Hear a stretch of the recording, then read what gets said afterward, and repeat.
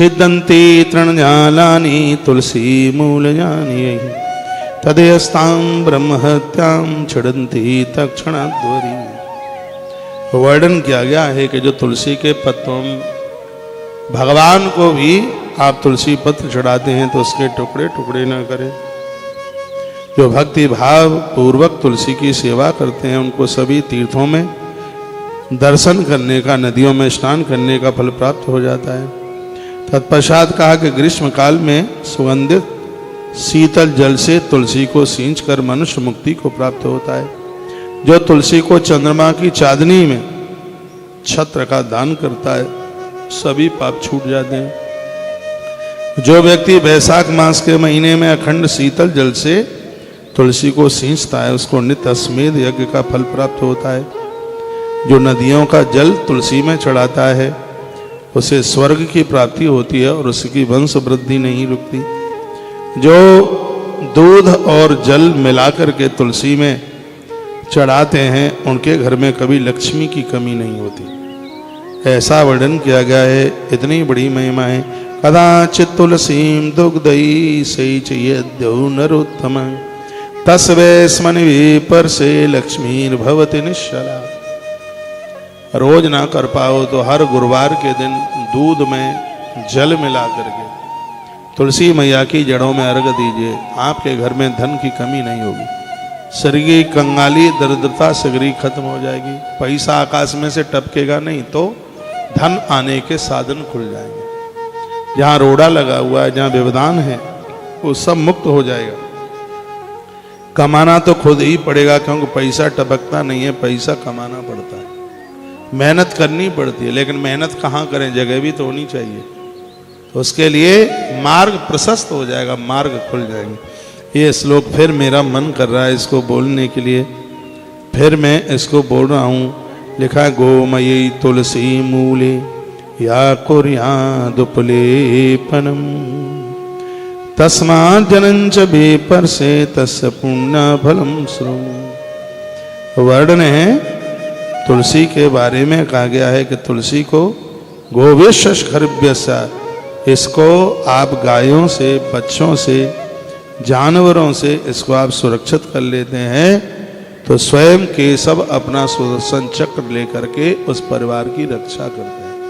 तुलसी को नष्ट मत होने दीजिए। तुलस्यारोपणम यस्तु भक्तता कुरुते नर सामृतः परमं मोक्षं प्राप्नोति वन संशया।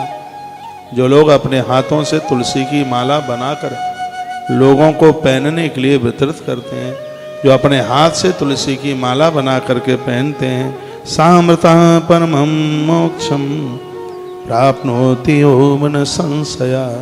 स्वयं भगवान के देश में कोई संशय वाली बात नहीं है। उन लोगों को मोक्ष मिलता है, उन्हें मुक्ति मिलती है। आप बहुत चीजें बांटते रहते हो, कभी अपने हाथों से तुलसी की माला बनाइए। बहुत सहज है, बहुत सरल। मैं बना लेता हूँ तुलसी की लकड़ी की माला, अब टाइम नहीं मिलता। इतनी बढ़िया बढ़िया मनिया छील छाल करके तैयार कर देता हूँ। हाँ। तुलसी के मनियों में छेद भी हो तो वो अखंड है, खंडित नहीं होता, ऐसा वर्णन है इसमें। उस माला को बड़ा बढ़िया माना गया जिसमें थोड़ा तुलसी का सूखा छिलका चिपटा रह जाता है। ऐसी तुलसी आपने देखी होगी, कहीं थोड़ा सा गड्ढा है, ऐसा लग रहा है किसी कीड़े ने काट दिया है क्या, कहीं उसके ऊपर छाल सी लगी रह जाती है, लाल लाल पीली पीली। इस ग्रंथ में वर्णन है कि ऐसी तुलसी की माला को बहुत शुभ माना गया जिसके मनिये में थोड़ा उबड़ खाबड़ सा है, खुद हाथ में चोट न पहुंच जाए, अपने आप सटक जाए, इसलिए लोग मशीनों की बनी बनाई चिकनी माला बाजार से खरीद के लेके आते हैं। और तुलसी की वही माला प्रभावशाली है। इस ग्रंथ में लिखा जो खुरदुरी है, खुरदुरी है, कहीं उसके ऊपर थोड़ी छाल लगी रह गई है, कहीं थोड़ा सा अंदर गड्ढा हो गया है, कहीं ऊपर से थोड़ी उभरी हुई है। ऐसी माला को असली माला का रूप दिया गया है, उसको बढ़िया माला का रूप बताया गया है। जो अपने हाथों से माला बना बना करके लोगों को वितरित करते हैं तो सामृतम परमं मोक्षं प्राप्नोति वन संशया। ऐसे लोग मोक्ष को प्राप्त होते हैं, उन्हें मुक्ति होती है। मृत्यु के समय पर उन्हें कोई कष्ट नहीं भोगना पड़ता, ऐसा वर्णन किया गया। प्रदीपम यस्तु संध्याया थापये तुलसी तले सयाति मंदरम विष्णु कुलकोटि समन्वितः। जो हर रोजाना संध्या काल में तुलसी की जड़ों में दिए जलाते हैं, उनके 1 करोड़ खानदान की मुक्ति हो जाती है, मोक्ष मिल जाता है। एक दिया जलाने का इतना सफल है। करना क्या, एक घी का दिया तुलसी मैया के गरुए में रख दीजिए, 1 करोड़ पुरखे भी उसे एक दिए के जलाने से तर जाएंगे। लेकिन यह होगा तब जब पुण्य होंगे। इसमें पैसा वैसा तो कुछ लगे नहीं रहा है, लेकिन ये पुण्यों के ही द्वारा, यदि आप रोज कार्तिक मास में तुलसी मैया को दिया जला रहे हैं तो ये अपनी ताकत से नहीं जला रहे हैं, आपके पुण्य बढ़े हैं। तो पुण्यों के बिना कोई तीर्थ नहीं जा सकता, पुण्यों के बिना कोई भगवान की पूजा आराधना कर ही नहीं सकता। यह गुण साधन से नहीं होई, तुम्हारी कृपा पाई कोई कोई। ये तो वो कृपा करे तो ये संभव है। आज आप तुलसी महात्म्य का 2nd भाग सुन रहे हैं। इसके ऊपर 10 दिन कथा की जाए तो भी बात पूरी नहीं होगी। इसको बहुत ध्यान से सुन लीजिएगा। एक बार मैं फिर कहूँगा, जो लोग अपने हाथों से तुलसी बनाकर उसका वितरण करते हैं, लोगों को बांटते हैं, भगवान को पहनाते हैं, खुद पहनते हैं, सामृतम परमं मोक्षम प्राप्नोते वन संशया, उनको मोक्ष मिलेगा। प्राण छोड़ने में उन्हें किसी भी प्रकार का कष्ट नहीं होगा। प्रदीपम यस्तु संध्याया स्थापिये तुलसी तले, तुलसी तले नीचे।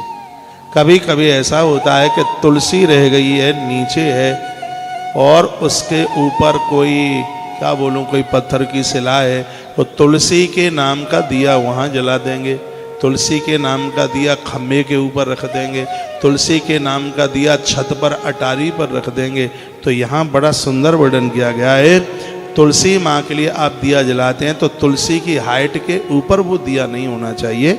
स्पष्ट वर्णन है, लिखा है कि यह जो दिया जो आप जला रहे हैं तुलसी तले, यानी तुलसी के नीचे, पेड़ के नीचे, वृक्ष के नीचे, उसको नीचे जलाइए। वो तो उसको बिल्कुल नीचे धरती पर रख दें दिया जला करके, तो उसको बहुत ज़्यादा शुभ माना गया है, उसी को बहुत ज़्यादा बढ़िया माना गया है। मेरी लैंग्वेज, मेरी भाषा आपकी समझ में आ रही है? धन्यवाद। प्रभाते तुलसी पश्येद भक्ति मान्यो नरोत्तमः, सविष्णु दर्शन सैव फलम प्राप्नोति चाक्षयम्। जो प्रातः काल, ये बात नोट कर ले, यह है क्रिया योग सारखंड है पद्म पुराण का, और 24 नंबर का अध्याय है और 23 नंबर का यह श्लोक है। इसमें लिखा है कि प्रभात काल में जो तुलसी माँ का दर्शन कर लेते हैं, तत्काल उन्हें द्वारकाधीश भगवान का दर्शन करने का फल प्राप्त हो जाता है। भगवान विष्णु के दर्शन का फल मिल जाता है। इतनी बड़ी महिमा है। हमने तो यहाँ यह पढ़ा है, जहाँ के तुम जन्मे हो वहाँ से तुलसी पत्र लेके जाइए। जब श्री द्वारका जी जाएं तो अपने हाथ की तुलसी के पत्तों की माला बनी हुई द्वारकाधीश को पहनाइए, आनंद हो जाए। क्या अद्भुत बातें कहीं, आनंद हो रहा है। प्रभाते तुलसी पश्येद भक्ति मान्यो नरोत्तम, सविष्णु दर्शन सैव फलम प्राप्नोति च अक्षयम्। प्रातः काल जो तुलसी माँ का दर्शन कर लेते, पूजा की तो बहुत बड़ी बात हो गई है, पूजा कर ली तो 10 अश्वमेध यज्ञ कर लिए समझ लो। सिर्फ आपने प्रातः ही जाग कर सिर्फ माँ तुलसी का दर्शन हो गया, आंखों ने तुलसी माँ को देख लिया, तो तत्काल भगवान विष्णु द्वारकाधीश के दर्शन का फल तत्काल प्राप्त हो जाता।